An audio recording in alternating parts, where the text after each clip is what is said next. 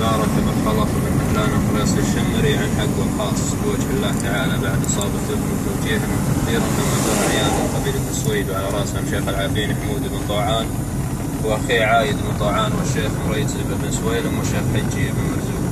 ونقول بيض الله وجهه له غريب من فعل الطيب. وبهذه المناسبة الطيب تسايد والمراجل لها ناس وعلى عريب الساس ما هي صعيبة مثل أخرس وقفتها ترفع الراس أبو عطية عز من ينتخيب. مبارك بن هدلان والطيب الأحساس وردتنا واجب علينا نجيبه بمدحها لنا تسب كل نوماس من ساس قوم بلغة يندعيب. الجمع الخميس اللي يعتلوا قبل أفراس وقت اللقى خسران منه حريبة عدوانهم بالمعركة غصب تنداس وللجار عز وعز من يعتزيبه.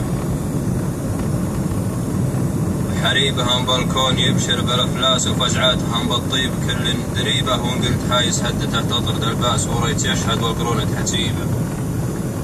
ونعم بكم يا متعبة كل عرماس وفاذي فعايل لابتك نستديبه وفعولكم صعبه نعده بالاطراس لا شك هذا موجز نكتفي به. وارجع وعيد المدح في طيب الساس وارفع لها البيضة بعال الجذيبه رجلا وقف من صار بحبل ولا سمر القدر والكل سجل نصيبه. لكن الخريصي بمقدر قوي باس خلى حقوقه دون شك وريبه يقول جيراني على العين والراس وقفت مثل شرواه ما هي غريبه. والفعل يبقى والخلايق لها اجناس ولولا فعول الناس ما بنطيب.